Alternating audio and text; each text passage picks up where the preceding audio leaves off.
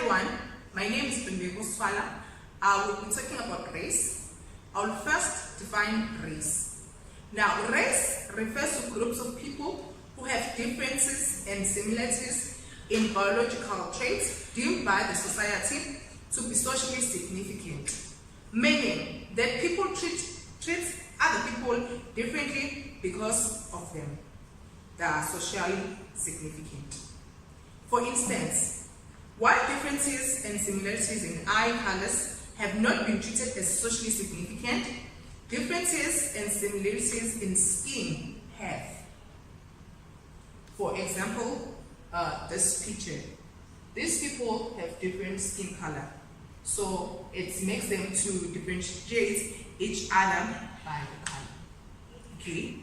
Although some scholars have attempted to establish dozens of racial grouping for the people of the world, others have suggested 4 or 5. An example of a racial category is Asian.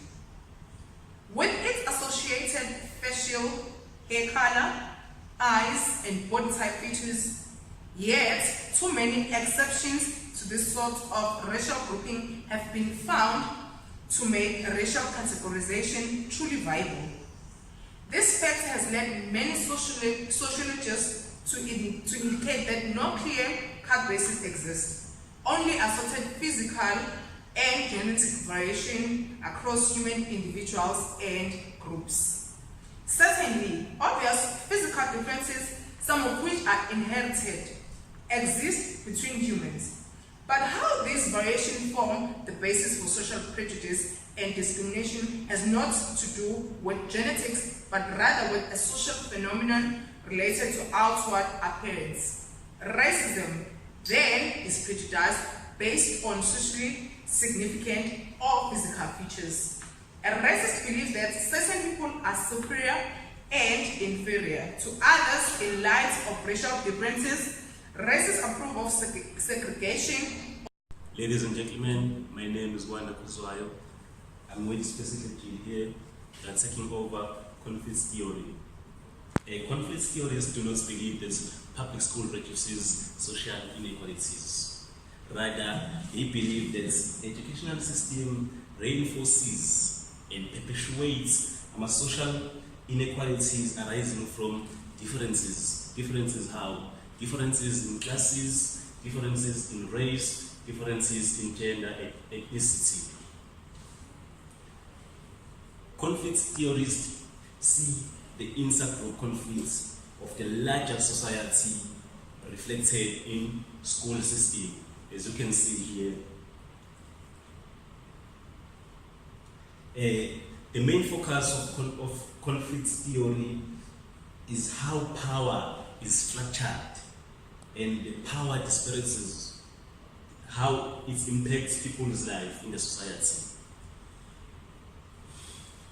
There are main concepts of conflict theory. The first concept is power equality divided. Some group are dominant than others. Social order is based on control by a dominant group, which is the whites. As we all know that whites is dominant and the black is inferior. Social change is driven by conflicts. Life is characterized by conflict, not consensus. And now I'm going to hand to specifically here to continue. Thank you, Wanda Kuzwayo. What I'm going to be based on, what I'm going to talk about is the role of schools according to conflict theory. Schools identify competing interests and determines how those in power maintain their positions. Schools should discuss how the richer get richer and the poor get poorer. And it is the role of teachers to combine classroom discussions and the challenges and the rallies that students face in their societies.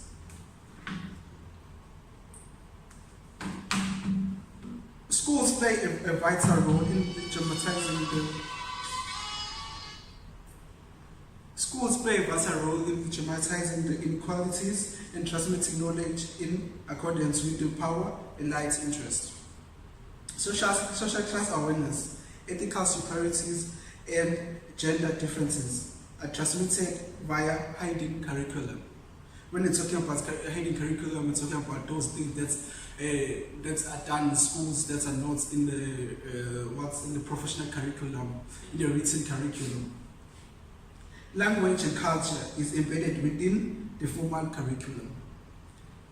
Power and light controls the schools, religious communities, and the media in order to maintain the social order.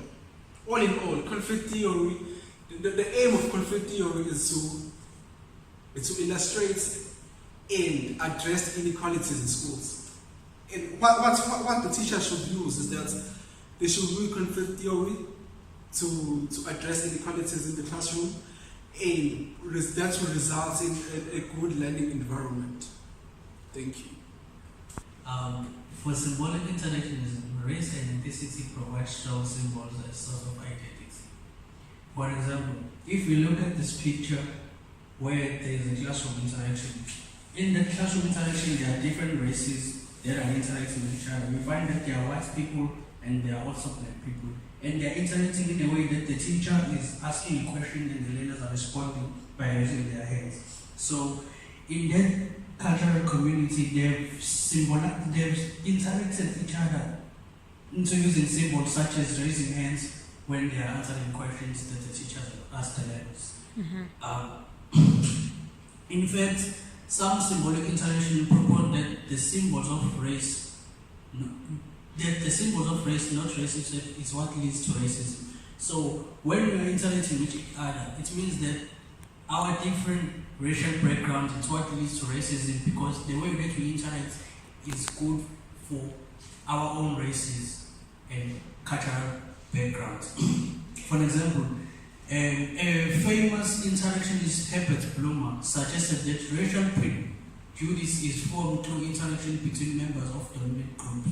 Without this interaction, individuals in the dominant group would not hold racial views. So when people are interacting and they come from different races, they form these interactions and it leads to racism because they believe that their races are superior than other races. These interactions contribute to an abstract picture of a subordinate group that allows the dominant group to support its views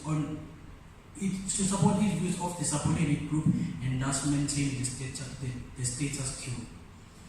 An example of this might be an individual whose beliefs about a particular group are based on images conveyed in popular media. For example, we have a picture of people who are protesting. So when the media says that a lot of white people do protest than a lot of black people, it means that they've conveyed a message that means that white people have to protest so that their views can be viewed by the whole world. And those are questionably believed because the individuals have never personally met a member of that group. So if you hold a view about a certain group, you will be interacted when you are communicating with them or when you are sitting with them, because they will show you a different symbol than what the media shows you. Another way to apply the interactionist perspective is to look at how people define their race and races of others. As we discuss in relation to the social construction of race, since some people who claim a white identity have a greater amount of skin pigmentation than some people who claim a black identity, how did they come to define themselves as black or white?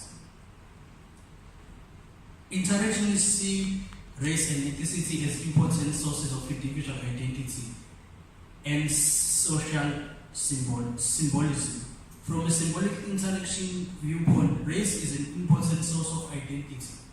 When you see someone from another race, you tend to produce responses to that individual person based on the information that you have. In doing this, you have created a symbolic interaction in which your language, gestures, and body language communicate your own racial ethnic identities. as well as what you think about the language, gestures, and body language of other groups.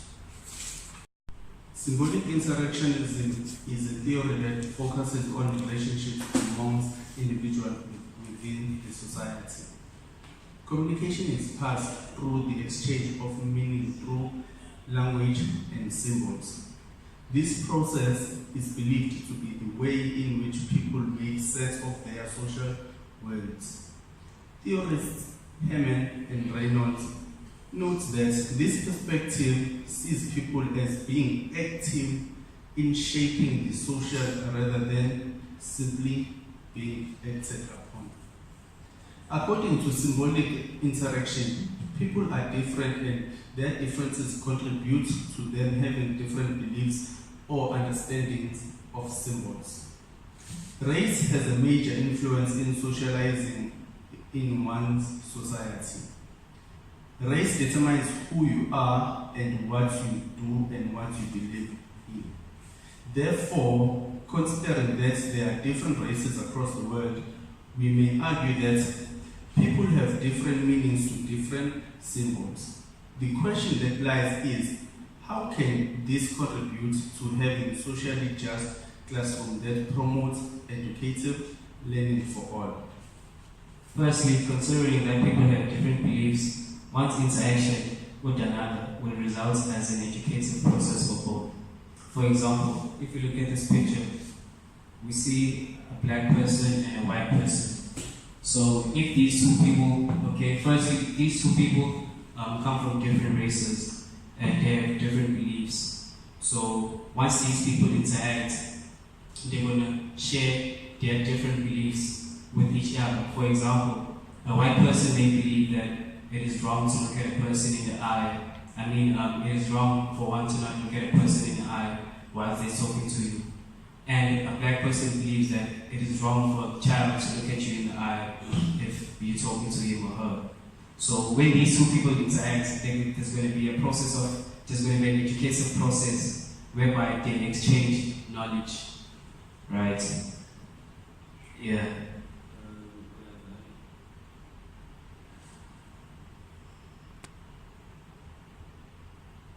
Therefore, their interaction will result in the exchange of knowledge, making it a classroom that promotes educative learning for all. Instead of focusing on individualism, symbolic interactionism can be drawn from different races and how they behave. For one to promote educative learning for the different races, one may I'm going to talk about the theory of functionalism.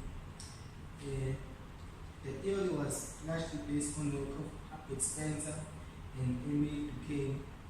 The argument was that society is a system of interconnected parts that works together in harmony to maintain state, balance, and social equilibrium. Once we were given the question that functionalism, first of all, happens in a society where there are different races in a society. So obviously, there will be some problems between the races, since we have the blacks and the whites in the very same society. However, I was just here to introduce that topic so that my colleague will better explain. My name is Mandisa Nambela. I'm here to add more about functionalism. I'm going to talk about functionalism based on the school environment. The functionalist view of the school is set into functions, the manifest function and the latent function. The manifest function are the functions that are being intended, and the latent functions are intentions that are unintended, more like a hidden curriculum. For example, the manifest function of education is to transmit knowledge and skills to society's youth. Nevertheless, public elementary school also serves babysitters for unemployed parents and college privileges offers places for young adults to meet potential mates. The babysitters and the maids selection functions are not the intended or commonly recognized functions of education, hence they serve the latent function. Furthermore, the functionalism theory is criticized for not being more on race and gender. As a result, the view of functionalism, racial and ethnic inequalities must have served an important function in order to exist as long as they have, which means that they view racism as something that contributes positively in functionalism, but only for those who are dominant, for the dominant group. As you can see in this picture here, the dominant group is the one with the, so like he's earning a bigger income than the one who works for him. And here, like in class, you can see that this class only consists of white people, which means there's imbalance, which means that maybe the school fees is only affordable to the white people. And people are asking that how can racism and discrimination contribute positively into the society? But while the functionalism and racism work together, like if it contributes positively, they mean that in terms of classes, there is a higher class, middle class, and lower class. So the only class that benefits is the higher class. As you can know, that the higher class is always the dominant group. Slavery, of course, was beneficial to slaveholders holding racist views can benefit those who want to deny rights and privileges to people they view as inferior to them, but over lifetime racism harms society. Like for example, during apartheid era, we all know that white people were the dominant group, and the black people were the subordinate group. As much as white people viewed racism as being beneficial to them, but it also contributed back to the country. As you can see, there is still that discrimination between these who resist because of the racism that they practiced before the country was declared democratic. The sociological perspective on conflict theory views schools or educational institutions as social exercise that is supported and used by elite people in power to control and maintain social order. The conflict theory views the interconnection of societies and schools as problematic. This perspective believes that schooling promotes a conflict clash between the privileged people and the underprivileged people, the capitalists and the workers, and the strong or the weak. The conflict theory understands the aim of schooling as monitoring and maintaining social equality and sustaining the rule and the power of the privileged people. Moreover, the educational system is considered to prepare the lower classes to maintain obedient workers in the capitalist economy. Furthermore, conflict theories argue that schools, in terms of races, classify students along distance classes and ethnic lines.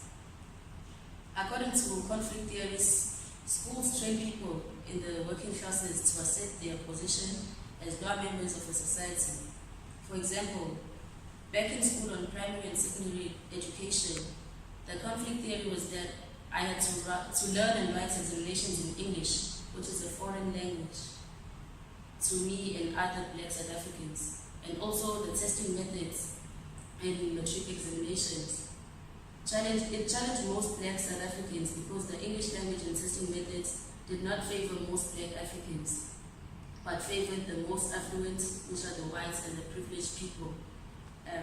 In addition, the test methods are cultural biased, similarly as the above culture is biased to the people who designed it, which is the privileged people. We can better understand the role of schools and races in a society under the conflict theory perspective by using class conscious, which is an awareness of a group as defined by economic position. For example, in some parts of KZN, one could find places as Clement and Umhlanga Rocks. Having someone who stays at Umhlanga Rocks in a very rich society dominated by capitalist people who own businesses and someone who stays at Claremont, which is most dominated by the poor and the. My name is Cindy Kapumulo. I will be summarizing on what has been said. So in conclusion, it is quite evident that the three sociological perspectives differ from one another. We see that in the conflict theory, race addresses inequalities, while in the functionalism, they favor dominant group and not race as a whole. The pictures also show that since in conflict theory, race is addressing inequalities, you can see that they are fighting against one another, while in the functionalism, they favor a certain group, so they work together because they are in government. My name is Alicia Zwane, and I will be concluding on how race has the influence between conflict, symbolic interaction, and functionalism. We find that here in conflict, it talks about how people actually address the inequalities of race.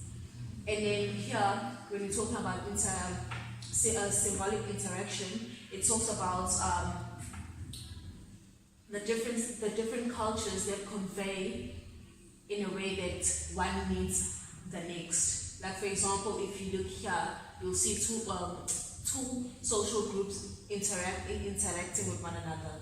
And then here, for functionalism, it talks about how one needs the other. Like for example, how white people need us as black people.